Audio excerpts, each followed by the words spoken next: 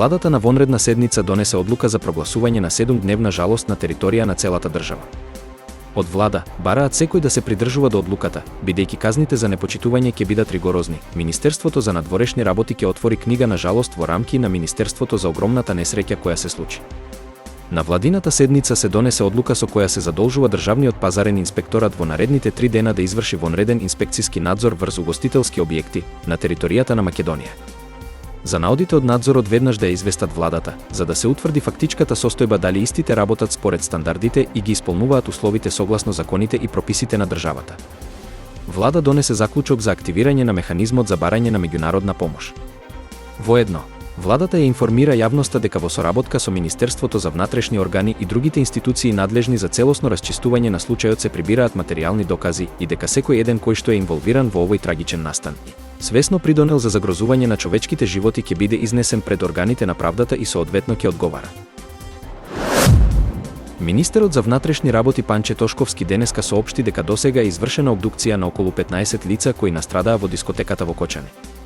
Увидот уште се врши, рече Тошковски, а 45 лица се во критична состојба и се транспортираат во странство. Приведени се 5 лица на територијата на секторот за внатрешни работи Скопје и секторот за внатрешни работи Тетово, меѓу кои и поранешен министер, како и 13 лица на подрачјето на секторот за внатрешни работи Штип, од кои 11 се во краткотраен притвор од 48 часа. Како што истакна министерот, над 22 односно 23 лица се осомничени за целиот настан. Според Тошковски, пиротехничките средства кои беа причина за пожарот ги донел бендот ДНК. Вчера бил извршен разговор со градоначалникот на Кочани и ако се утврди дека сторил нешто незаконско, ќе сноси одговорност. Македонија нема систем со правила на игра кои би превенирале ваков ужасен настан. Имаме системски слабости кои оневозможуваат контрола. Констатиравме дека системот во Македонија е корумпиран на тоа ниво што можеме да кажеме дека има катастрофална состојба на постапување на институциите, потенцира Тошковски. Министерот најави дека и денеска ќе бидат приведени голем број лица од различни институции, меѓу кои и Министерството за внатрешни работи.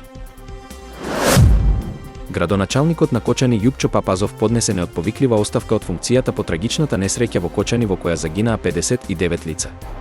Оваа загуба е огромна. Не постојат зборови што можат да ја опишат болката што ја чувствуваме сите.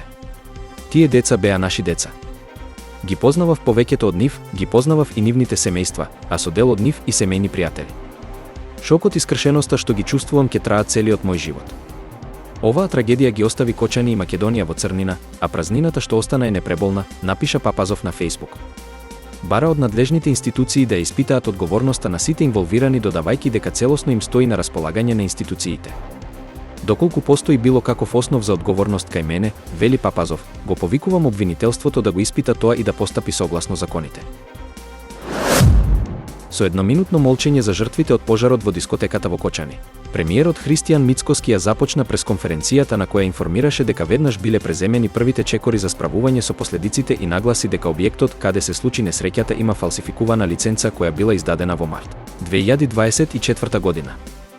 Како што истакна, тоа е документ за работа на Кабаре, која е издадена нелегално со оригинален печат на Министерството за економија и подпис на тогашните официјални лица на истото тоа министерство. Премиерот нагласи дека ова не е меѓупартиска битка, туку е битка на честните против нечестните и корумпираните од сите партии и сите институции.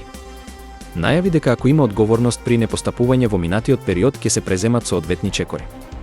Ќе се разгледаат и испитаат од страна на сите институции сите аспекти и сите проблеми кои доведоа до трагедијата, ќе се испитаат аспектите на контрола и се она кое јавноста го детектира како проблем и предизвик на општеството.